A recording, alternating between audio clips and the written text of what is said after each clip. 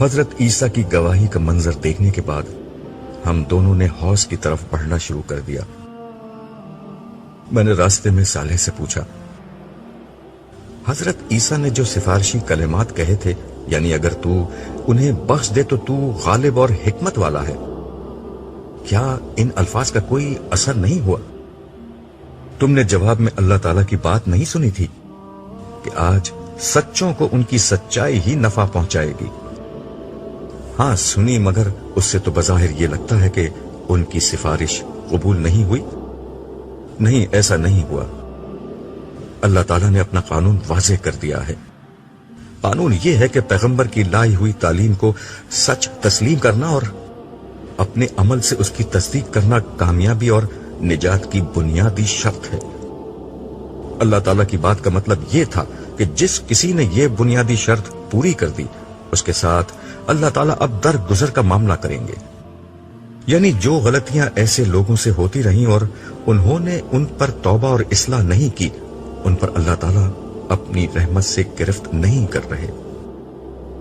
ہر نبی اپنی امت کی اسی طرح دبے لفظوں میں سفارش کر رہا ہے اور کرے گا، مگر اس کے نتیجے میں سرے دس صرف اتنی ہی رعایت مل رہی ہے۔ اس وقت کوتاہیاں معاف ہو رہی ہیں، جرائم نہیں، اور یہ کوتاہیاں جنہیں معمولی سمجھ کر توبہ نہیں کی گئی تھی، بہرحال اسی طرح کی خواری کا سبب بنی ہے جو تمہاری بیٹی لیلا کو اٹھانی پڑی تھی۔ باقی جن لوگوں نے ہمہ وقت ایمان و عمل، صالح اور توبہ اور اصلاح کا مستقل رویہ اختیار کیے رکھا، وہ تو اول وقت ہی سے عافیت میں ہیں، اور جن لوگوں نے مستقل نافرمانی اور بڑے گناہوں کی راہ اختیار کی، وہ اس وقت بدترین سختی کا شکار ہیں۔ یہ گفتگو کرتے ہوئے ہم ایک ایسی جگہ آ گئے جہاں فرشتے لوگوں کو آگے بڑھنے سے روک رہے تھے۔ صالح میرا ہاتھ تھامے ان کے قریب چلا گیا۔ اسے دیکھتے ہی فرشتوں نے راستہ چھوڑ دیا۔ ہم ذرا دور چلے تو ایک جھیل سی نظر آنے لگی۔ اسے دیکھتے ہی صالح بولا، یہی حوض کوثر ہے۔ میں نے کہا، مگر یہاں رسول اللہ صلی اللہ علیہ وسلم تو نہیں؟ وہ آگے کی طرف ہیں، ہم دوسری سمت سے داخل ہوئے ہیں۔ میں تمہیں اس کا تفصیلی مشاہدہ کرانا چاہ رہا تھا، اسی لیے یہاں سے لایا ہوں۔ صالح کی بات پر میں نے غور کیا تو معلوم ہوا کہ یہ عام معنوں میں کوئی حوض نہیں ہے۔ میں نے قدرے تعجب کے ساتھ صالح سے کہا، یار یہ تو جھیل بلکہ شاید سمندر جتنا بڑا ہے، جس کا دوسرا کنارہ مجھے نظر ہی نہیں آتا۔ ہاں یہ ایسا ہی ہے، تم دیکھ نہیں رہے کتنے سارے لوگ اس کے کنارے کھڑے پانی پی رہے ہیں؟ اگر کوئی چھوٹا موٹا حوض ہو تو فوراً ہی خالی ہو جائے گا۔ اس نے ٹھیک کہا تھا، یہاں ہر جگہ بہت سارے لوگ موجود تھے۔ ویسے پچھلی دنیا میں بھی رسول اللہ صلی اللہ علیہ وسلم کے ارشادات سے مجھے اندازہ تھا کہ یہ عام سا حوض نہیں ہوگا، بلکہ کوئی سمندر ہوگا۔ بلکہ حضور کے ارشادات سے مجھے خیال ہوتا ہے یہ وہی جگہ ہے جہاں پچھلی دنیا میں عرب و افریقہ کو جدا کرنے والا بحر احمر یعنی ریڈ سی بہتا تھا۔ میں نے اپنے اس اندازے کا اظہار صالح سے کیا تو وہ بولا، بڑی حد تک یہ اندازہ ٹھیک ہے۔ زمین پھیل کر گرچہ بہت بڑی ہو چکی ہے، مگر یہ کم و بیش وہی جگہ ہے۔ اس کا مطلب ہے کہ میدان حشر سرزمین عرب میں برپا ہو رہا ہے۔ ہاں تمہارے اندازے ٹھیک ہیں۔ میں خاموشی سے سوچنے لگا، کیسا وقت تھا وہ جب دنیا آباد تھی، لوگ اس وقت دنیا کے ہنگاموں میں گم تھے۔ کاش انہیں اندازہ ہو جاتا کہ اصل دنیا تو موت کے بعد شروع ہونے والی ہے۔ اللہ تعالیٰ نے اپنے انبیاءوں کو بھیج کر پچھلی دنیا میں طرح طرح سے لوگوں کو سمجھایا، مگر لوگ مان کر ہی نہیں دیے۔ پھر اللہ نے ان انبیاء میں سے کچھ کو منصب رسالت پر فائز کر دیا۔ یہ رسول نہ صرف لوگوں کو صحیح راستے کی طرف بلاتے، بلکہ اس سے ایک قدم آگے بڑھ کر لوگوں کو متنبع کر دیتے کہ ان کی بات نہیں مانی گئی تو اللہ تعالیٰ قیامت سے قبل ہی اس قوم پر اپنا عذاب بھیج دے گا، جس سے صرف ماننے والے بچائے جائیں گے۔ چنانچہ قوم نوح، عاد، سمود، قوم لوط، قوم شعیب آل فرعون اور خود قریش مکہ کے ساتھ یہی ہوا۔ ان اقوام کے رسولوں نے انہیں اللہ کے عذاب سے ڈرایا، مگر جب وہ نہ مانے تو قیامت سے قبل ہی دنیا میں انہیں عذاب دیا گیا۔ قوم سمود اور قوم شعیب کو ایک کڑک سے، قوم لوط کو پتھر والی ہوا سے، اور کفار مکہ کو مومنوں کی تلواروں سے ختم کیا گیا، اور اہل ایمان کو بچا کر زمین کا اقتدار انہیں دے دیا گیا۔ اور کسے معلوم نہیں تھا کہ صحابہ کرام کو کس طرح چند برسوں میں دنیا کا حکمران بنا دیا گیا۔ یوں سزا و جزا کا ایک دنیاوی نمونہ اس طرح قائم کیا گیا کہ کوئی شخص بھی اس کا انکار کرنے کی طاقت نہیں رکھتا۔ پھر بھی لوگوں نے اس دن کی تیاری نہیں کی۔ سب سے بڑھ کر اسی مڈل ایسٹ کے علاقے میں جہاں آج حشر برپا ہے، 4000 برس تک آل ابراہیم کی شکل میں ایک قوم کے ساتھ مستقل سزا و جزا کا معاملہ کیا گیا۔ اولاد ابراہیم کی 2 شاخوں یعنی بنی اسماعیل اور بنی اسرائیل کے ساتھ اللہ کا قانون یہ رہا کہ اگر وہ فرما برداری کرتے تو خدا کی رحمت انہیں دنیا میں نوازتی، اور نافرمانی کرتے تو دنیا میں قومی حیثیت میں سزا پاتے۔ بنی اسرائیل کو اپنی تاریخ میں اپنے جرائم کی پاداش میں 2 دفعہ عظیم تباہیوں کا سامنا بطور سزا کرنا پڑا۔ ایک دفعہ عراق کے بادشاہ بخت نصر کے ہاتھوں اور دوسری دفعہ رومی جنرل ٹائٹس کے ہاتھوں ان پر تباہی نازل کی گئی۔ اسی طرح امت مسلمہ کو بھی ان کے جرائم کی بنا پر 2 دفعہ بڑے پیمانے پر سزا دی گئی، ایک دفعہ تاتاریوں کے ہاتھوں اور دوسری دفعہ یورپی اقوام کے ہاتھوں انہیں تباہی اور غلامی کی ذلت کا سامنا کرنا پڑا۔ اس سزا کے ساتھ جب کبھی وہ توبہ اور رجوع کرتے تو ان پر حکومت و انعامات کے دروازے کھل جاتے۔ اس کی ایک مثال وہ تھی جب تاتاریوں کے ہاتھوں مکمل تباہی کے بعد مسلمانوں نے ان تک اسلام کا پیغام پہنچایا تو تھوڑے ہی عرصے میں برباد شدہ مسلمان دوبارہ دنیا کی عظیم سپر پاور بن گئے۔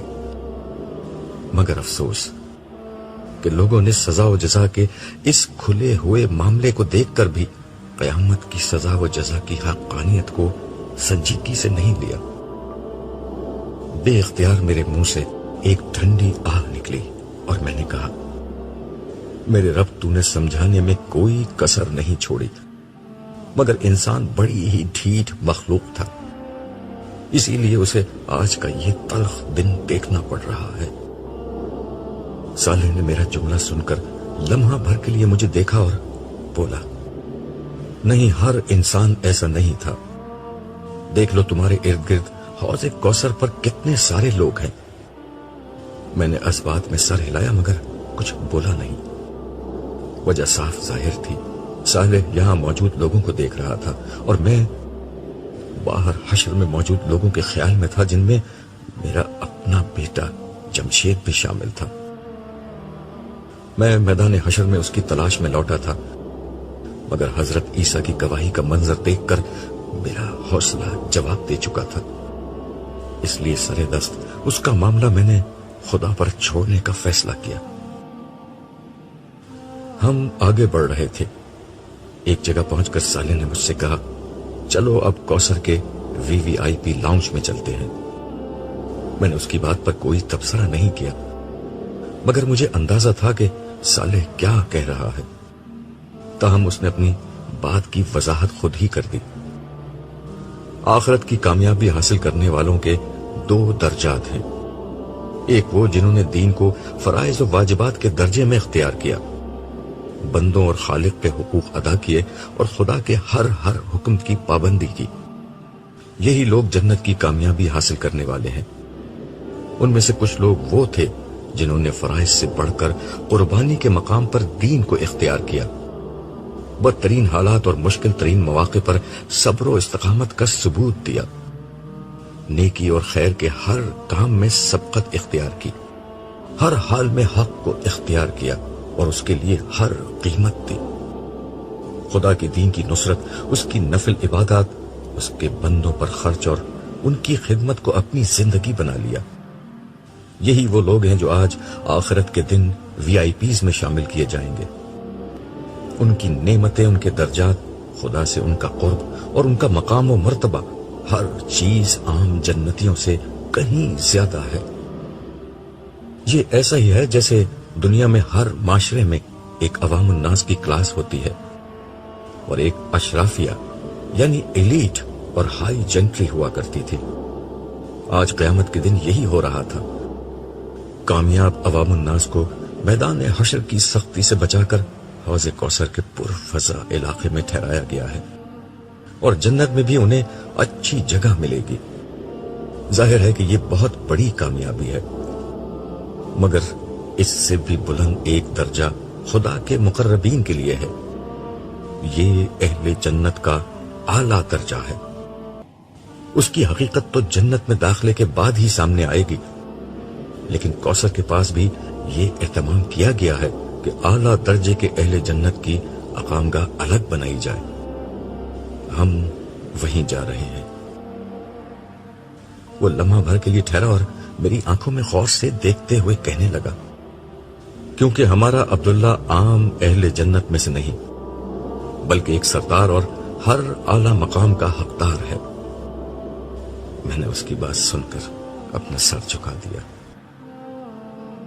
ہم ایک ایسی جگہ داخل ہوئے جہاں کا حسن شاید الفاظ کی گرفت میں نہیں آ سکتا تھا۔ جھیل کا برف کی مانند سفید اور بے آمیز پانی زمین کے فرش پر چاندنی کی طرح بچھا ہوا تھا۔ جھیل کی سطح پرسکون اور ہموار تھی، اور اس کو دیکھنے سے ہی نگاہوں کو عجب طرح کی تسکین مل رہی تھی۔ جھیل کے کنارے ایسے چمکدار موتیوں کے بنے ہوئے تھے جو اندر سے خالی تھے۔ کنارے کے پاس انتہائی تبیز اور ملائم قالین بچھے ہوئے تھے، جن پر چلتے ہوئے تلووں کو ناقابل بیان راحت مل رہی تھی۔ ان پر شاہانہ اور آرام دہ نشستیں موجود تھیں۔ شیشے سے زیادہ شفاف میزوں پر سونے اور چاندی کے گلاس ستاروں کے مانند جگمگا رہے تھے۔ جھیل سے ایسی مہک اٹھ رہی تھی جس سے مشام جہاں معطر ہو کر رہ گئے۔ میں نے ایک نشست سنبھالتے ہوئے سالے سے پوچھا، یہ اتنی اچھی خوشبو کہاں سے آ رہی ہے؟ حوض کی تہ میں جو مٹی ہے وہ دنیا کی کسی بھی خوشبو سے زیادہ معطر ہے، اسی کا یہ اثر ہے۔ سالے نے جھیل سے ایک گلاس بھرا اور میرے سامنے رکھتے ہوئے کہا، مزے کرو۔ میں نے ایک گھونٹ لیا۔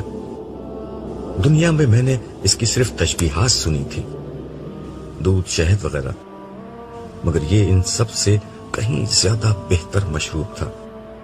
گرچہ میں پہلے بھی جام کوثر پی چکا تھا، مگر اس ماحول میں پینے کا مزہ ہی کچھ اور تھا۔ باہر میشر میں سخت اور چل چلاتی دھوپ تھی، مگر یہاں شام کے جھٹپٹے کا منظر تھا۔ ٹھنڈی خنک اور سبک ہوا چل رہی تھی، بالکل سورج ڈوبنے سے پہلے کا سما محسوس ہوتا تھا۔ سفید آسمان پر شفق کسی لالی چھائی ہوئی تھی۔ یہ شفق کہیں گہری سرخ تھی، کہیں نارنجی اور کہیں زرد۔ آسمان کے یہ رنگ جھیل کے سفید پانی پر اپنا عکس یوں پھیلائے ہوئے تھے کہ گویا کوئی گوری چٹھی دوشیزہ سر پر رنگ برنگا دوپٹہ پھیلائے ہوئے ہو۔ بلا شبہ یہ ایک انتہائی دلکش اور خوبصورت منظر تھا۔ میں نے ارد گرد نظر ڈالی۔ مجھے یہ بالکل کسی پکنک پوائنٹ کا منظر لگ رہا تھا۔ لوگ ٹولیوں میں تنہا تنہا اور اپنے اہل خانہ کے ہمراہ اس جھیل یا حوض کے کنارے کھڑے اور بیٹھے اور آپس میں خوش گپیاں کر رہے تھے۔ سب لوگ بے حد خوش اور مسرور نظر آتے تھے۔ ان کے چہروں پر پھیلا سکون اور اطمینان یہ بتانے کے لیے کافی تھا کہ ان لوگوں نے پالا مار لیا ہے۔ یہ موت، دکھ، بیماری، غم اور تکلیف کے ہر امکان سے دامن چھڑا کر ابدی اور سچی خوشی کے سامنے آ کھڑے ہوئے تھے۔ ختم نہ ہونے والی کامیابی، مان نہ پڑنے والی خوشی، کم نہ ہونے والی لذتیں، فنا نہ ہونے والی زندگی اور واپس نہ لی جانے والی آسائشیں آج ان کے قدموں میں تھی۔ کتنی کم محنت کر کے کتنا زیادہ صلہ ان لوگوں نے پا لیا تھا۔ اس کامیابی کا جشن مناتے ہوئے ان کے قہقہوں کی آوازیں دور دور تک سنی جا رہی تھی۔ ان کے چہروں کی مسکراہٹیں ہر طرف بہار بن کر چھا رہی تھی۔ انہیں دیکھ کر مجھے اپنے بیوی بچوں کا خیال آیا۔ صالح نے میرا خیال میرے چہرے پر پڑھ لیا اور بولا، آؤ چلو لگے ہاتھوں تمہیں تمہارے گھر والوں سے بھی ملوا دیتے ہیں، انہیں بھی یہیں بلوا لیا گیا ہے۔ مجھے سب سے پہلے لیلا نے دیکھا، وہ باقی گھر والوں کے ساتھ حوض کے کنارے ایک نشست پر بیٹھی تھی، مگر شاید اس کی متلاشی نگاہیں مجھے ہی ڈھونڈ رہی تھیں۔ اس نے مجھے دور سے دیکھ لیا تھا۔ وہ نشست سے اٹھی اور دوڑتی ہوئی میرے پاس آئی اور مجھ سے لپٹ گئی۔ وہ کچھ بول نہیں رہی تھی، بس روئے جا رہی تھی۔ میں دیر تک اس کا کندھا تھپکتا رہا، پھر میں نے اسے خود سے جدا کیا اور اس کی شکل دیکھنے لگا۔ میں نے آخری دفعہ جب اسے میدان حشر میں دیکھا تھا تو وہ وہاں بہت بدحال تھی، مگر اب میری بیٹی پریوں کی مانند حسین لگ رہی تھی۔ اسے یوں دیکھ کر میں نے بے اختیار اللہ تعالیٰ کی اس رحمت کا شکر ادا کیا جس کی بنا پر آج وہ مجھ سے آ ملی تھی۔ میں نے اس سے کہا، لیلا، مصیبت اور تکلیف کے دن ختم، اب خوشی اور راحت ہمیشہ تمہارا مقدر رہے گی۔ اتنے میں باقی لوگ بھی میرے پاس آ چکے تھے۔ میری دیگر دو بیٹیاں عارفہ اور عالیہ دونوں ہمیشہ کی طرح خوبصورت لگ رہی تھیں، جبکہ میرا چھوٹا بیٹا انور اپنی ماں کا ہاتھ پکڑے کھڑا تھا۔ میں نے سارے بچوں کو گلے لگایا، پھر ان سے کہنے لگا، میرے بچوں، مجھے تم پر فخر ہے۔ تم نے دنیا کی رنگینیوں کے اوپر اپنے رب کے وعدوں کو ترجیح دی۔ تم نے حقیر دنیا کے عارضی فائدوں کو چھوڑ کر ہمیشہ کی زندگی کا انتخاب کر لیا۔ آج تمہاری ابدی کامیابی کا دن ہے۔ آؤ اس دن کی کامیابی کا آغاز جام کوثر ایک ساتھ پی کر کریں۔ یہ کہتے ہوئے میں قریبی موجود ایک نشست پر بیٹھ گیا۔ باقی لوگ بھی میرے ارد گرد بیٹھ گئے۔ میں نے بیٹھتے ہی لیلا سے کہا، بیٹا میں تمہاری روداد سننا چاہتا ہوں، مگر پہلے انور، عالیہ، عارفہ، تم بتاؤ، تم لوگ خیریت سے اپنی ماں تک پہنچ گئے تھے؟ تینوں نے ایک ہی جواب دیا کہ وہ اول وقت ہی سے محفوظ تھے اور مختلف فرشتوں نے روز حشر کے آغاز ہی پر انہیں بحفاظت عرش کے سائے تلے پہنچا دیا تھا۔ ان کے بعد لیلا بولی، ابو میں نے بہت مشکل وقت دیکھا ہے۔ میں سور کی آواز سن کر جب قبر سے نکلی تو عجیب وحشت کا عالم تھا۔ سب لوگ ایک ہی سمت بھاگے جا رہے تھے۔ اس وقت کسی کے جسم پر بھی کپڑے نہیں تھے، مگر خوف، دہشت اور پریشانی کا عالم یہ تھا کہ کوئی کسی کو نہ دیکھ رہا تھا اور نہ کسی کو اپنی بے حجابی کی پرواہ تھی۔ میں نے آپ سب لوگوں کو بہت تلاش کیا، مگر آپ لوگوں کا کوئی اتا پتہ نہ تھا۔ لاچار ہو کر میں بھی اسی سمت دوڑنے لگی جس سمت سب لوگ بھاگے جا رہے تھے۔ خبر نہیں اس حال میں مجھے چلتے چلتے کتنا وقت گزر گیا۔ لگتا تھا کہ ہر کسی کو ایک منزل پر پہنچنے کا جنون سوار ہے۔ لوگ دہشت زدہ تھے، پریشان تھے، مگر مجبور تھے کہ ایک ہی سمت بھاگتے چلے جائیں۔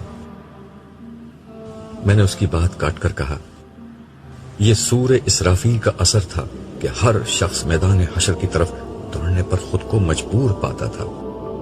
لوگ دنیا کے کسی حصے میں بھی تھے، مگر سب کا رخ ایک ہی سمت کر دیا گیا تھا۔ جی ہاں ابو، آپ ٹھیک کہہ رہے ہیں، سب لوگ ایک ہی سمت میں جا رہے تھے۔ چلتے چلتے میرے پاؤں میں چھالے پڑ گئے، ان سے خون نکلنے لگا۔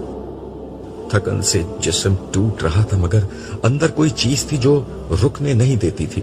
پیاس کے مارے حالت خراب تھی، مگر پانی کا قطرہ تک کہیں نہیں ملا۔ بلا کی گرمی تھی، مگر کہیں کوئی درخت اور سایہ نہ تھا۔ ابو سارے راستے سوائے چٹیل میدان کے کچھ نہیں ملا۔ پہاڑ، دریا، سمندر، درخت، کھائی، غرس، نہ کوئی نشیب تھا نہ فراز۔ کیا بتاؤں کیسا اذیت ناک سفر تھا۔ دنیا ہوتی تو میں تھک کر گر جاتی، مر جاتی، مگر یہاں تو نہ گرنا نصیب میں تھا نہ مرنا۔ ناچار دوڑتی رہی۔ پھر کیا ہوا؟ انور نے تعصف آمیز لہجے میں دریافت کیا۔ اسی طرح چلتے چلتے نہ جانے کتنے عرصے میں میدان حشر تک آ پہنچی۔ مگر یہاں ایک دوسری مصیبت انتظار کر رہی تھی. ہر جگہ عجیب خوفناک فرشتے گھوم رہے تھے. ان کی شکل دیکھ کر ہی ڈر لگ رہا تھا. میرے ساتھ تو انہوں نے کچھ نہیں کیا، مگر دوسروں کو وہ بے دردی سے مار رہے تھے. مگر مار پیٹ کا یہ منظر دیکھ کر ہی میری جان نکلی جا رہی تھی. آسماں تمہیں کہاں ملی؟ میں نے دریافت کیا. وہ بھی میدان حشر میں مجھے ایک جگہ روتی پلکتی مل گئی. ابو وہ بڑے ناز و نعم میں پلی ہوئی لڑکی تھی. اس کی حالت دیکھ کر تو میں اپنی پریشانی بھول گئی. اس کے بعد ہم دونوں ساتھ ساتھ رہے کہ کچھ حوصلہ بلند رہے. مگر آپ سے ملنے کے بعد اس کا حوصلہ اور نجات کی امید بالکل دم توڑ گئی. عالیہ نے پوچھا، آخری دفعہ وہ تمہیں کہاں ملی تھی؟ جب سجدے کا حکم ہوا تھا میں سجدے میں چلی گئی. اس وقت وہ میرے برابر میں تھی، مگر وہ سجدے میں نہیں جا سکی. وہ دنیا میں ہمیشہ یہی کہتی تھی کہ اللہ کو ہماری عبادت، ہماری نماز کی کوئی ضرورت نہیں. اگر ہے بھی تو وہ بہت معاف کرنے والا ہے، وہ ہمیں بھی معاف کر دے گا. وہ روزہ یہ کہہ کر چھوڑتی تھی کہ میری خوبصورت جلد خراب ہو جائے گی. تم سجدے سے اٹھی تو وہ کہاں تھی؟ عارفہ نے پوچھا. وہ میرے برابر ہی میں تھی، مگر جب اللہ تعالیٰ نے حکم دیا کہ ہر 1000 میں سے 999 لوگوں کو الگ کیا جائے تو فرشتے اسے گھسیٹتے ہوئے میرے پاس سے لے گئے. پھر مجھے حساب کتاب کے لیے اللہ تعالیٰ کے حضور پیش کر دیا گیا. وہاں کیا ہوا؟ اس دفعہ نائمہ نے دریافت کیا. مجھے تو لگ رہا تھا کہ اب اللہ تعالیٰ میری نامہ اعمال میرے بائیں ہاتھ میں پکڑا کر مجھے عذاب کے فرشتوں کے حوالے کر دیں گے. مگر میں قربان جاؤں اپنے رب کی رحمت کے، اس نے بڑا کرم کیا. مجھ سے ایمان، عبادات کے متعلق سوالات ہوئے. میں نے بتا دیا کہ میں ہر بات پر ایمان رکھتی تھی اور ساری عبادات بھی کرتی تھی. ہر موٹے موٹے اخلاقی معاملات، صلہ رحمی اور حقوق العباد کا سوال ہوا. میں نے ان کا جواب بھی دے دیا. اس کے بعد مجھے یہ اندیشہ ہوا کہ اللہ تعالیٰ عام زندگی میں کی جانے والی نافرمانی اور گناہوں سے متعلق متعین سوال نہ کر لیں. لیکن اس کے بعد انہوں نے مجھ سے کوئی سوال ہی نہیں کیا. اس پر میں نے کہا، لیلا بیٹا، اگر اللہ تعالیٰ تم سے اگلا سوال کر لیتے تو تم ماری جاتی. وہ جس کو معاف کرنے کا فیصلہ کر دیتے ہیں اس سے کوئی ایسا سوال نہیں کرتے جس کا جواب نفی میں آنا یقینی ہو. یہ کام صرف ان لوگوں کے ساتھ ہونا ہے جن کو پکڑنا مقصود ہوتا ہے. انہوں نے تم سے صرف وہ پوچھا جس کا صحیح جواب تمہارے نامہ اعمال میں موجود تھا. باقی تمہارے گناہ گرچہ نامہ اعمال میں موجود تھے مگر انہوں نے جان بوجھ کر نظر انداز کر دیے. ہاں ابو، انہوں نے ایک بات مجھ سے آخر میں کہی تھی، وہ یہ کہ تم عبداللہ کی بیٹی ہو، تمہیں تو اس کے ساتھ ہی ہونا چاہیے. اس کے بعد انہوں نے فرشتوں سے کہا کہ اس کا نامہ اعمال دائیں ہاتھ میں دے کر اس کو اس کے گھر والوں کے پاس بھیج دو. اس وقت میری خوشی کا جو عالم تھا میں اسے بیان نہیں کر سکتی. صالح جو میرے برابر ہی میں بیٹھا تھا اس کی بات سن کر کہنے لگا، تمہاری بخشش عبداللہ کی وجہ سے نہیں ہوئی ہے، البتہ تمہارے درجات تمہارے والد کی وجہ سے بلند ہو گئے ہیں. تم اس وقت حوض کوثر کے VIP لاؤنج میں بیٹھی ہو. جانتی ہو تم پر اور تمہارے بھائی بہنوں اور والدہ پر یہ مہربانی صرف تمہارے باپ عبداللہ کی وجہ سے ہے. یہ اللہ تعالیٰ کی خصوصی عنایت ہے کہ کامیاب لوگوں میں سے جس شخص کا درجہ سب سے بلند ہوگا اس کے قریبی اعضاء کو اللہ تعالیٰ اس کے ساتھ جمع کر دیں گے.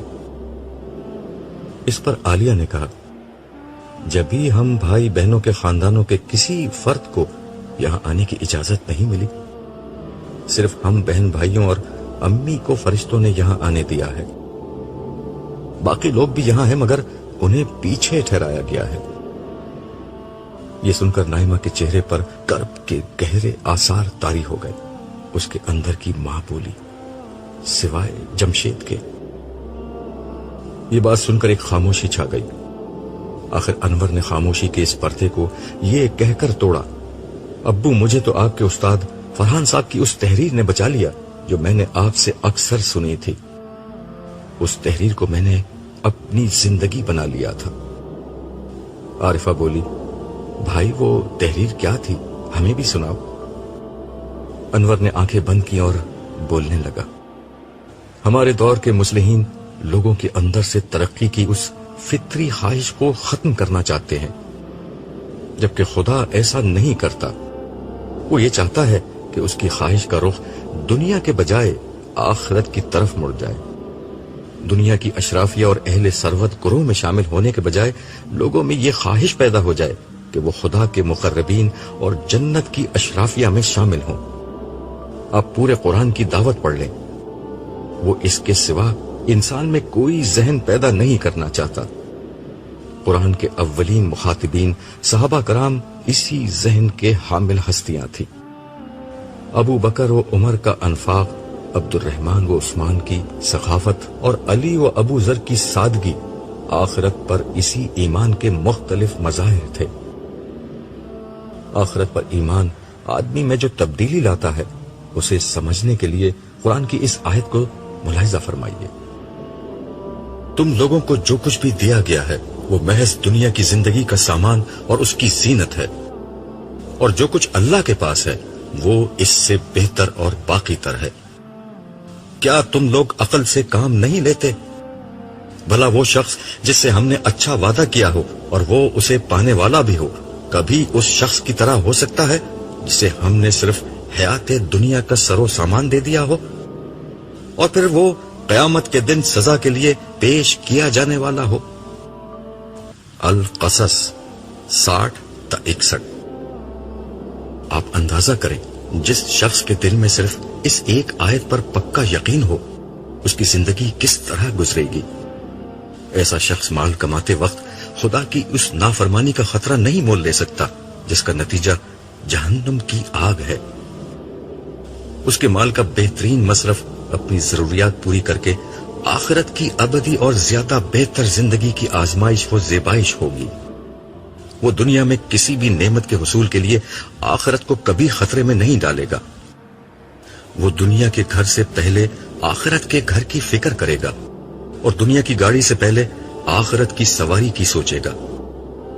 اخلاق باختہ عورتوں کے اریاں اور نیم اریاں وجود پر نگاہ ڈالنے کی وقتی لذت کے لیے وہ ان حوروں سے محرومی گوارا نہیں کرے گا جن کا چاند چہرہ، حسن دلکش اور ابدی شباب کبھی نہیں ڈھلے گا۔ گھر والوں کی ضروریات اور خواہشات اسے کبھی کسی ایسے راستے پر نہیں لے جا سکتی جو آخرکار جہنم کی دہلیز تک جا پہنچتا ہو۔ بیوی بچوں سے اس کی محبت اسے مجبور کرے گی کہ وہ انہیں بھی جنت کے راستوں کا مسافر بنائے، ان کی تربیت کرے، انہیں وقت دے، انہیں بتائے کہ جینا تو صرف آخرت کا جینا ہے، کامیابی تو صرف جنت کی کامیابی ہے، یہ دنیا دھوکے کے سوا کچھ نہیں۔ جہاں ہم سے پہلے بھی بے گنتی لوگوں کا امتحان ہوا اور ہمارا بھی امتحان ہو رہا ہے۔ چند برسوں کی بات ہے، نہ ہم رہیں گے نہ امتحان کے یہ صبر آسمان لمحے۔ کچھ ہوگا تو خدا کی رحمت ہوگی، اس کی جنت ہوگی، ختم نہ ہونے والی نعمتیں ہوں گی، عزت و اکرام کی رفتیں ہوں گی، لہجوں میں وقار ہوگا، چہروں پر نکھار ہوگا، صالحین کی پاکیزہ قربت ہوگی، دوست احباب کی پر لطف صحبت ہوگی، ہیرے جواہرات کے محلات ہوں گے، مشک و عنبر کے باغات ہوں گے، سندر و حریر کی آرائش ہوگی، یاقوت و مرجان کی زیبائش ہوگی، دودھ اور شہد کی نہریں ہوں گی، مائے مصفہ کی لہریں ہوں گی، سونے چاندی کے شجر ہوں گے، آب و شراب کے ساغر ہوں گے، فرشتوں کے سلام ہوں گے، مرغ و ماہی کے طعام ہوں گے، غرض عیش و سرور اور حور و ختام کی یہ ابدی دنیا، آب و شراب اور قصر خیام کی یہ ابدی دنیا، جاہ و حشم اور لذت و انعام کی یہ ابدی دنیا، چین و سکون اور لطف و اکرام کی یہ ابدی دنیا، وہ دنیا ہوگی جہاں کوئی دکھ نہ ہوگا، کوئی غم نہ ہوگا، کوئی مایوسی نہ ہوگی، کوئی پچھتاوا نہ ہوگا، کوئی محرومی نہ ہوگی، کوئی محدودیت نہ ہوگی۔ بد نصیب وہ نہیں جسے فانی دنیا نہیں ملی، بدنصیب وہ ہے جسے یہ ابدی دنیا نہیں ملی۔ اس آخری بات پر انور کی آواز بھرا گئی۔ اسے شاید اپنے بھائی جمشید کا خیال آ گیا تھا، مگر اسے معلوم نہ تھا اس نے یہ تحریر سنا کر میرے لیے جمشید کے صدمے کے ساتھ میرے استاد فرحان صاحب کا صدمہ بھی جمع کر دیا ہے۔ میں نے دل میں سوچا، شاید میدان حشر میں بھی ہمیں کچھ نہ کچھ غم دیکھنے ہی ہیں۔ یہ صرف جنت ہی ہے جہاں داخلے کے بعد ہر غم اور ہر پریشانی ہمیشہ کے لیے ختم ہو جائے گی۔ استاد فرحان احمد اور جمشید کی یاد نے میرے اندر ایک گہری خاموشی پیدا کر دی تھی۔ صالح کو اس کا اچھی طرح اندازہ تھا۔ اس نے میری توجہ ایک دوسری طرف بٹانے کے لیے کہا، تم بھول گئے ہو کہ ہم اصل میں رسول اللہ صلی اللہ علیہ وسلم سے ملنے نکلے تھے۔ تم بیچ میں بیٹھ گئے، اب وہ خود تمہیں یاد کر رہے ہیں۔ کیا ابو ابھی تک رسول اللہ صلی اللہ علیہ وسلم سے نہیں ملے؟ انور نے حیرت سے کہا۔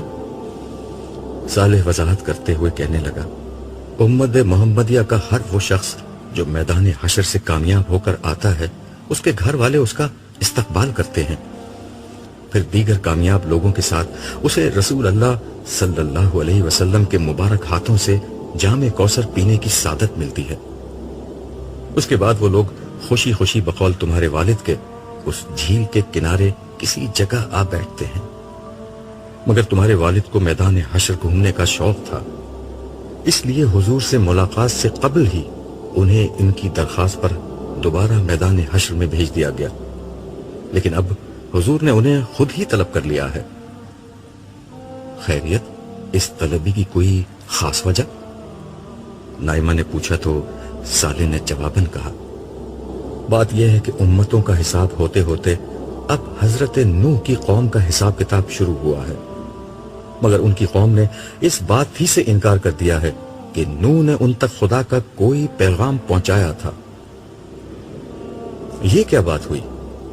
وہ یہ کیسے کہہ سکتے ہیں ان تک خدا کا پیغام نہیں پہنچا؟ ان کو تو دنیا ہی میں اس جرم میں غرق کر دیا گیا تھا کہ انہوں نے حضرت نوح کے پیغام کو جھٹلایا تھا۔ اللہ تعالیٰ کے اس فیصلے کے بعد وہ اس کے سامنے کھڑے ہو کر یہ کیسے کہہ سکتے ہیں کہ حضرت نوح نے ان تک خدا کا پیغام نہیں پہنچایا؟ عارفہ نے حیرانی سے سوال کیا۔ لیلا نے اس کی بات پر مزید اضافہ کیا، اور اگر وہ جھوٹ بولنے کے لیے ڈھٹائی پر اتر ہی آئے ہیں تو قرآن مجید میں بیان ہوا تھا کہ ایسے لوگوں کے منہ بند کر کے ان کے ہاتھ پاؤں سے گواہی لی جائے گی، تو اب وہ یہ بات کیسے کہہ رہے ہیں؟ صالح نے انہیں سمجھاتے ہوئے وضاحت کی، یہ بات کہنے والے لوگ حضرت نوح کی وہ قوم نہیں جن پر عذاب آیا تھا، یہ لوگ دراصل حضرت نوح پر ایمان لانے والوں کی اولاد میں سے ہیں، جنہوں نے قوم نوح کے غرق ہونے کے بعد دنیا کو آباد کیا تھا، مگر ان کی ایک بڑی تعداد وہ تھی جن میں حضرت نوح کے بعد براہ راست کوئی پیغمبر نہیں آیا۔ یہ لوگ توحید و آخرت کی اسی رہنمائی پر گزارا کرتے رہے جو دراصل حضرت نوح کی تھی، چاہے ایک طویل وقت گزرنے کی بنا پر وہ اس کو اس حیثیت میں نہ جانتے ہوں، اور چاہے انہوں نے اس کی شکل کتنی ہی بگاڑ دی ہو، اسی لیے وہ حضرت نوح کی رہنمائی کے منکر ہو گئے ہیں۔ میں نے گفتگو میں مداخلت کرتے ہوئے صالح کی بات کو مزید واضح کیا۔ دیکھو، بات یہ ہے کہ انسانیت کا بیشتر حصہ حضرت نوح ہی کی اولاد میں سے ہے۔ ان میں سے بہت سے گروہ، خاص کر سامی نسل کے لوگ جو دنیا کے مرکز یعنی مڈل ایسٹ اور اس کے اطراف میں آباد رہے، وہ ہیں جن میں نبوت و رسالت کا مستقل سلسلہ قائم رہا، مگر بہت سے گروہوں میں حضرت نوح کے بعد کوئی پیغمبر نہیں آیا۔ خاص کر حضرت ابراہیم کے بعد تو صورتحال یہ ہو گئی تھی کہ ان کی نسل سے باہر کوئی پیغمبر آیا ہی نہیں۔ چنانچہ یہی وہ باقی لوگ ہیں جو اولاد نوح یا قوم نوح میں سے ہیں۔ امتوں کے حساب کتاب کے موقع پر حضرت نوح کی امت کے ساتھ پیش کیا گیا ہے، مگر یہ لوگ براہ راست حضرت نوح کی تعلیمات کو ان کے نام سے اس طرح نہیں جانتے جس طرح اہل کتاب یا مسلمان جانتے تھے۔ چنانچہ ان لوگوں نے حضرت نوح کے پیغام پہنچانے کا انکار کر دیا، اور ان کی یہ بات ایک طرح سے غلط نہیں ہے۔ صالح نے میری بات کو آگے بڑھاتے ہوئے کہا، عبداللہ نے ٹھیک کہا، حقیقت یہ ہے کہ نوح کی اس قوم تک خدا کا پیغام اصل میں امت محمدیہ نے پہنچایا تھا۔ اسی لیے رسول اللہ صلی اللہ علیہ وسلم کی امت کے تمام اولین و آخرین شہداء کو بلایا جا رہا ہے جنہوں نے پچھلی دنیا میں ان لوگوں پر حق کی گواہی دی تھی۔ آج یہ شہداء بتائیں گے کہ انہوں نے کسی نہ کسی طرح ان لوگوں تک توحید کا وہ پیغام پہنچا دیا تھا جو حضرت نوح کی وراثت تھا اور جو بعد کے ادوار میں ضائع ہو گیا تھا، مگر آخری رسول کی بعثت کے بعد تا قیامت اس پیغام کو محفوظ کر دیا گیا، اور امت مسلمہ نے توحید کی یہ امانت اولاد نوح تک پہنچا دی تھی۔ نائمہ نے میری طرف دیکھتے ہوئے پوچھا، تو پھر انہیں امت محمدیہ کے ساتھ کیوں نہیں پیش کیا گیا؟ وہ اسلام قبول کر لیتے تو ایسا ہی ہوتا، مگر انہوں نے اسلام قبول نہیں کیا اور اپنے تحریف شدہ آبائی مذہب پر قائم رہے۔ آج ہر امت چونکہ اپنے رسول کے ساتھ پیش کی جا رہی ہے تو ایسے سارے لوگ قوم نوح کے طور پر پیش کیے گئے ہیں، کیونکہ ان کے آباء و اجداد حضرت نوح پر ایمان لائے تھے۔ میں نے جواب دیا اور پھر خلاصہ بحث کے طور پر کہا، اپنی قوم کے ابتدائی حصے کو پیغام الہی خود حضرت نوح نے پہنچایا اور آخری حصے کو مسلمانوں نے پہنچایا، جو نوح سمیت تمام رسولوں کے پیغام توحید و آخرت کے امین تھے۔ چلو بھائی، اب بلایا جا رہا ہے، صالح مجھ سے مخاطب ہو کر بولا۔ اس کے ساتھ ہی ہم دونوں اٹھ کر وہاں سے روانہ ہو گئے۔ ہم ایک دفعہ پھر رسول اللہ صلی اللہ علیہ وسلم کی بارگاہ میں موجود تھے۔ وہی نور، وہی جمال، وہی جلال۔ مجھے یہ محسوس ہوتا تھا کہ میں صدیوں سے حضور کو جانتا ہوں۔ مجھے محسوس ہو رہا تھا کہ جیسے آپ کی محبت میرے دل میں بڑھتی جا رہی ہے۔ میں اس وقت بھی حضور کی مجلس میں پچھلی نشست پر بیٹھا ٹکٹکی باندھے حضور کے چہرہ پر نور کو دیکھے جا رہا تھا۔ حضور اس وقت تک اپنے قریب بیٹھے اصحاب سے کچھ گفتگو کر رہے تھے۔ اسی اثنا میں ان کے قریب آ کر ایک صاحب نے ان کے کان میں کچھ کہا۔ صالح نے جو میرے ساتھ بیٹھا ہوا تھا سرگوشی کے انداز میں مجھ سے کہا، یہ خادم رسول حضرت انس ہیں اور حضور کو تمہارے بارے میں بتا رہے ہیں۔ اس کے ساتھ ہی حضور نے نظر اٹھا کر مجھے دیکھا اور ایک دل نواز مسکراہٹ کے ساتھ میرا استقبال کیا۔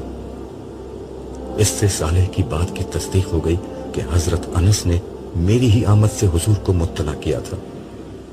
پھر مسکراتے ہوئے حاضرین سے فرمایا، اللہ کے پیغمبر اور انسانیت کے جد امجد نوح کی امت نے ان کی شہادت کو یہ کہہ کر قبول کرنے سے انکار کر دیا ہے کہ نوح نے ان تک براہ راست کوئی پیغام نہیں پہنچایا۔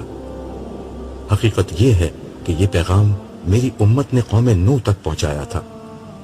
آپ حضرات چونکہ تمام انبیاء کے ماننے والے ہیں اور میری وساطت سے جو دین آپ کو ملا وہی نوح کو بھی ملا تھا، اس لیے آپ کی یہ ذمہ داری ہے کہ حضرت نوح کی طرف سے آپ لوگ اللہ تعالیٰ کی بارگاہ میں پیش ہوں اور یہ گواہی دیں کہ ایمان و عمل صالح کی جو دعوت نوح نے دی تھی اور جو میں نے آپ لوگوں تک پہنچائی تھی وہ آپ نے بلا کم و کاست قوم نوح تک پیش کر کے میرے اور نوح کے مشن کی تکمیل کر دی تھی۔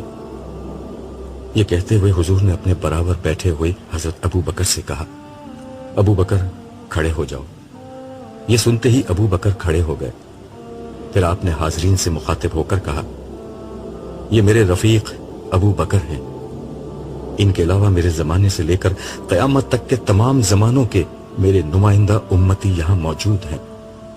آپ لوگ ابو بکر کی قیادت میں اللہ تعالیٰ کی بارگاہ میں پیش ہوں اور اس حق کی گواہی دیں جو آپ کے پاس ہے۔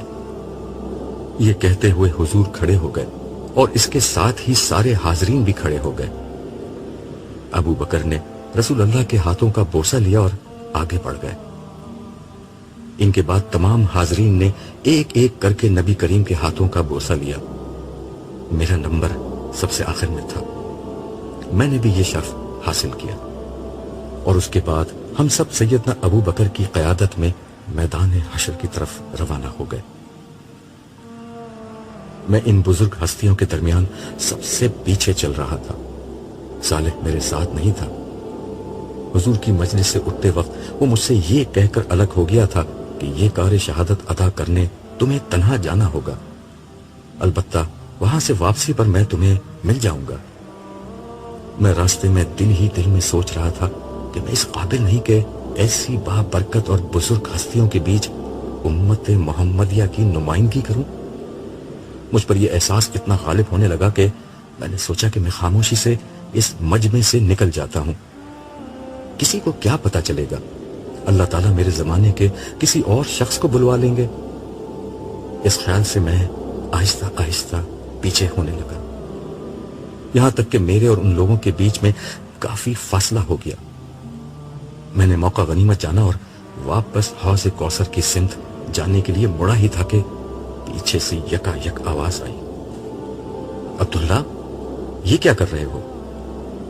میں گھبرا کر پلٹا تو پیچھے سیدنا ابو بکر کھڑے تھے۔ میں کچھ شرمندہ سا ہو گیا، میری حالت ایسی ہو گئی جیسے میں چوری کرتے ہوئے پکڑا گیا ہوں۔ میں نے پہلے سوچا کہ کوئی بہانہ بنا دوں، مگر خیال آیا کہ یہ دنیا نہیں محشر ہے، اللہ تعالیٰ اسی وقت اصل بات کھول دیں گے۔ لہٰذا میں نے صحیح بات بتانے ہی میں عافیت سمجھی، ساتھ میں ان سے یہ درخواست بھی کی کہ میری جگہ کسی اور کو لے جایا جائے۔ ابو بکر میری بات سن کر ہنسنے لگے اور بولے، شہادت کے لیے لوگوں کا انتخاب اللہ تعالیٰ نے کیا ہے، اسی نے ایک فرشتے کے ذریعے مجھے یہ بتا دیا تھا کہ عبداللہ کس وجہ سے واپس جا رہا ہے۔ انہوں نے آہستگی سے میرا ہاتھ تھام لیا اور آگے کی طرف چلنے لگے۔ راستے میں وہ مجھے سمجھانے لگے، دیکھو عبداللہ، اس مجمع میں ہر شخص کا انتخاب اللہ تعالیٰ نے کیا ہے، جانتے ہو کہ اس کے نزدیک انتخاب کا معیار کیا ہے؟ میں خاموشی سے ان کی شکل دیکھنے لگا۔ انہوں نے اپنے سوال کا خود ہی جواب دیا، تعصبات، جذبات اور خواہشات سے بلند ہو کر جس شخص نے حق کو اپنا مسئلہ بنا لیا اور توحید و آخرت کو اپنی زندگی کا مشن بنا لیا، وہی اللہ کے نزدیک اس شہادت کے کام کے سب سے زیادہ حقدار ہیں۔ دیکھو، تمہارے زمانے کے مذہبی لوگ خواہشات سے تو شاید بلند ہو گئے تھے، مگر ان کی اکثریت تعصبات اور جذبات سے بلند نہیں ہو سکی۔ لوگ مختلف فرقوں اور مسالک کے اسیر تھے، وہ صرف اسی بات کو قبول کرتے تھے جو ان کے حلقے کے لوگ کریں۔ وہ لوگوں کو اپنے ہی فرقے کی طرف بلاتے تھے، وہ اپنے اکابرین کی بڑائی کے احساس میں جیا کرتے تھے، جبکہ تم صرف خدا کی بڑائی کے احساس میں زندہ رہے۔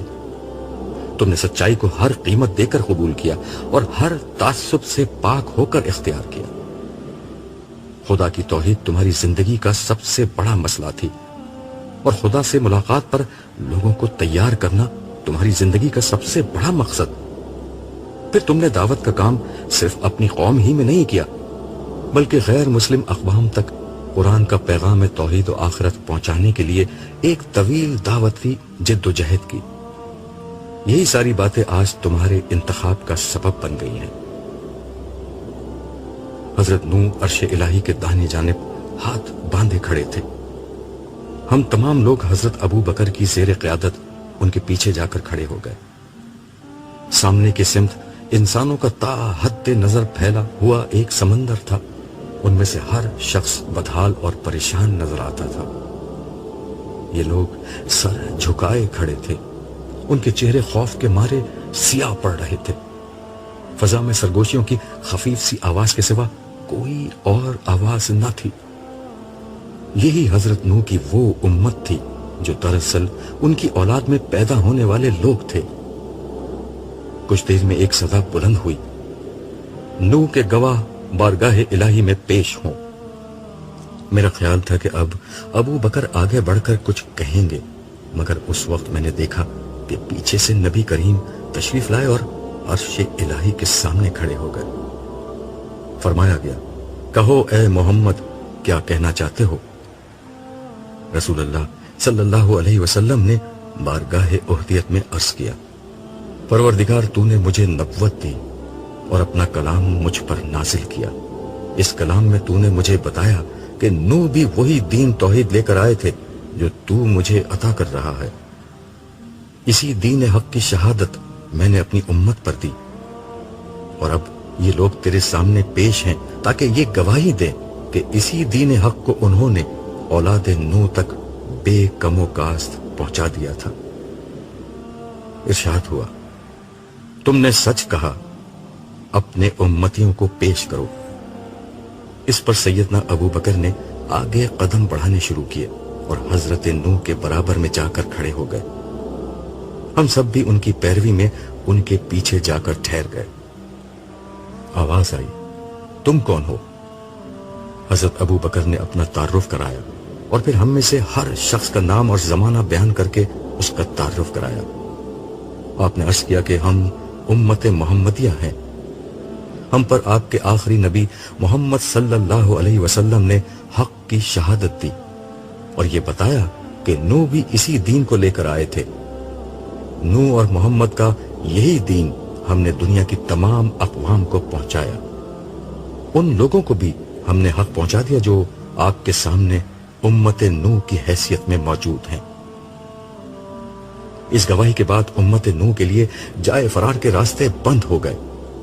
یہ بات واضح ہو گئی کہ نوح کا دین وہی تھا جو محمد صلی اللہ علیہ وسلم کا تھا، اور امت محمدیہ نے اس دین کو دنیا تک پہنچا دیا تھا۔ اب امت نوح کا حساب اسی گواہی کی روشنی میں ہونا تھا۔ ہمارا کام ختم ہو چکا تھا، اس لیے ہم لوگ واپسی کے لیے روانہ ہو گئے۔ ہمارا قافلہ واپسی کے سفر میں رواں دواں تھا۔ اس دفعہ سالار قافلہ نبی و آخر الزماں خود تھے۔ ہمارا قافلہ فرشتوں کی معیت میں میدان حشر سے گزرتا ہوا حوض کوثر کی سمت جا رہا تھا۔ میں اپنی رسوائی کے اندیشے سے ذرا پیچھے ہی چل رہا تھا۔ یکایک کسی نے میرے کندھے پر ہاتھ رکھ کر کہا، بھائی تم کہاں بھاگنے کی کوشش کر رہے تھے؟ میں نے پیچھے مڑ کر دیکھا تو صالح زیر لب مسکرا رہا تھا۔ میں شرمندہ ہو کر خاموش رہا۔ وہ ہنستے ہوئے بولا، خدا کا شکر کرو کہ تمہارے امیر قافلہ ابو بکر تھے، ان کی جگہ عمر ہوتے تو تمہیں کم از کم 2-4 درے تو ضرور مارتے۔ اس کی بات سن کر میں بھی ہنسنے لگا۔ کچھ توقف کے بعد میں نے کہا، اصل بات ابو بکر یا عمر کی نہیں، ہم بھی وہی کرتے جو ابو بکر نے کیا، کیونکہ انہیں بھیجنے والی ایک ہی ہستی تھی، اس رب کریم کی جو ساری زندگی میری پردہ پوشی کرتا رہا ہے۔ پھر ایک اندیشہ میرے ذہن میں پیدا ہوا۔ میں نے صالح سے پوچھا، تمہیں میرے بارے میں کیسے پتا چلا؟ کیا سب لوگوں کو یہ بات معلوم ہو گئی؟ نہیں، ابو بکر بڑے حلیم الطبع شخص ہیں، انہوں نے کسی کو نہیں بتایا۔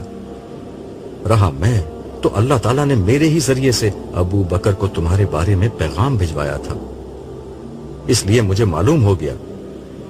ویسے تم نے سچ کہا، جانتے ہو اللہ تعالیٰ نے کیا کہہ کر مجھے ابو بکر کے پاس بھیجا تھا؟ میرے جواب کا انتظار کیے بغیر وہ بولا، میرے بندے کو سنبھالو، وہ انکساری میں اپنی ذمہ داری فراموش کرنے جا رہا ہے۔ شرمندگی اور احسان مندی کے ملے جلے جذبات کے ساتھ میں نے اپنا سر جھکا دیا۔ کچھ دیر بعد میں نے صالح سے دریافت کیا، یہاں حشر کے معاملات کس طرح چل رہے ہیں؟ مختلف انبیاء کی اپنی امتوں کے بارے میں شہادت دینے کا عمل جاری ہے۔ ہر نبی اور رسول اپنی امت کے بارے میں یہ شہادت دے رہا ہے کہ اس نے اپنی امت تک رب کا پیغام پہنچا دیا تھا، جس کے بعد ہر وہ شخص جس کا عمل اس تعلیم کے مطابق ہوتا ہے، اس کی خطائیں درگزر کر کے اس کی کامیابی کا اعلان کر دیا جاتا ہے۔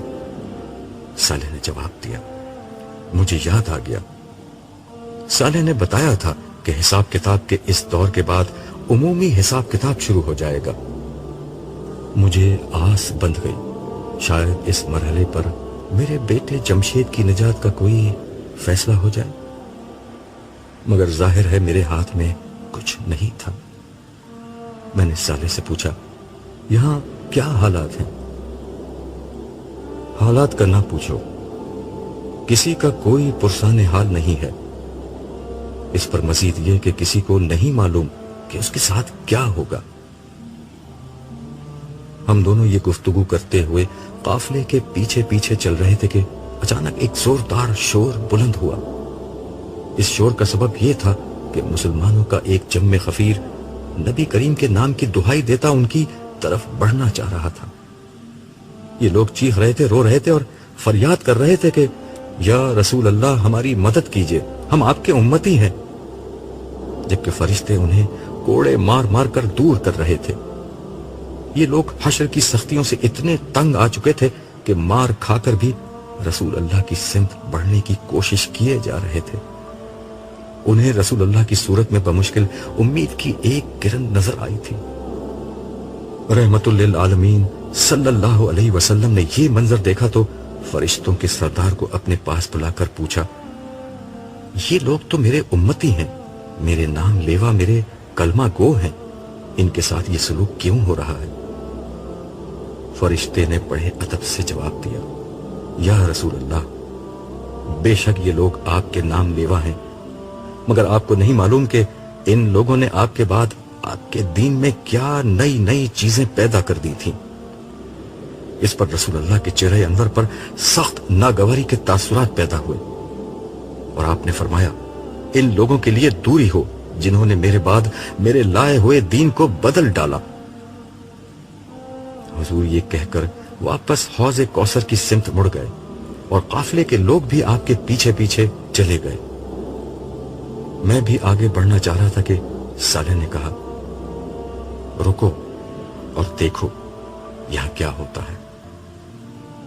میں نے دیکھا کہ فرشتے ان لوگوں پر پوری طرح پل پڑے ہیں۔ اسی اثنا میں میدان حشر کے بائیں جانب سے کچھ مزید فرشتے بھی آ گئے تھے۔ انہوں نے انتہائی بے رحمی سے ان لوگوں کو مارنا شروع کر دیا۔ فرشتے ایک کوڑا مارتے اور ہزاروں لوگ اس کی زد میں آ کر چیختے چلاتے اور دور جا گرتے۔ تھوڑی دیر میں حوض کے قریب کا علاقہ صاف ہو گیا۔ مار کھاتے اور بلبلاتے ہوئے یہ لوگ جنہوں نے دین اسلام میں نت نئے عقیدے اور اعمال ایجاد کر لیے تھے، اپنی رسوائی اور بدبختی کا ماتم کرتے ہوئے وہاں سے رخصت ہو گئے۔ میں صالح کے ساتھ کھڑا یہ عبرتناک مناظر دیکھ رہا تھا اور میں سوچ رہا تھا کہ یہ وہ بد نصیب ہیں جن کے لیے قرآن مجید کی ہدایت اور رسول اللہ صلی اللہ علیہ وسلم کی سنت ناکافی تھی، اس لیے انہوں نے اس میں اضافہ اور تبدیلی کر کے دین حق کا چہرہ مسخ کرنے کی کوشش کی۔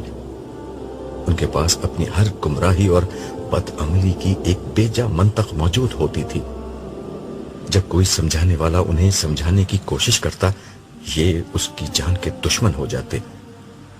جب انہیں بتایا جاتا کہ قرآن مجید سے باہر کوئی عقیدہ ایجاد نہیں کیا جا سکتا اور سنت رسول کے علاوہ کوئی اور عمل خدا کے ہاں مقبول نہیں ہو سکتا، تو یہ ان باتوں کو بکواس سمجھتے اور اپنی گمراہیوں میں مگن رہتے تھے، مگر اس کا نتیجہ انہوں نے آج بھگت لیا تھا۔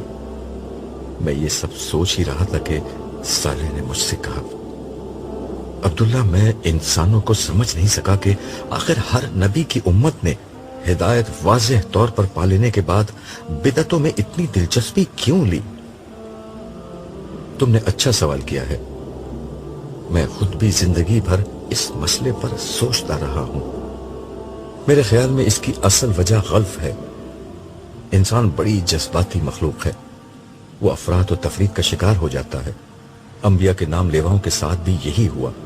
کچھ لوگ مادیت کی طرف اپنے رجحان کی بنا پر انبیاء کی تعلیمات کو چھوڑ بیٹھے، تو کچھ لوگوں نے انبیاء اور صالحین کی محبت اور عبادت کے شوق میں اعتدال سے تجاوز کیا۔ یہی تجاوز اور خلف بدعت کا سبب بن گیا۔ صالح نے میری بات پر گردن ہلاتے ہوئے کہا، اس افراط و تفرید اور غلف و تجاوز کا سب سے بڑا نمونہ مسیحی تھے۔ ایک طرف ان کے ہاں حضرت موسیٰ کی شریعت کو ترک کر دیا گیا، دوسری طرف رہبانیت ایجاد کر کے ایسی ایسی عبادتیں، ریاضتیں اور بدعتیں دین میں داخل کر لی گئیں کہ کسی نارمل انسان کے لیے مذہبی شناخت کے ساتھ زندگی گزارنا مشکل ہو گیا۔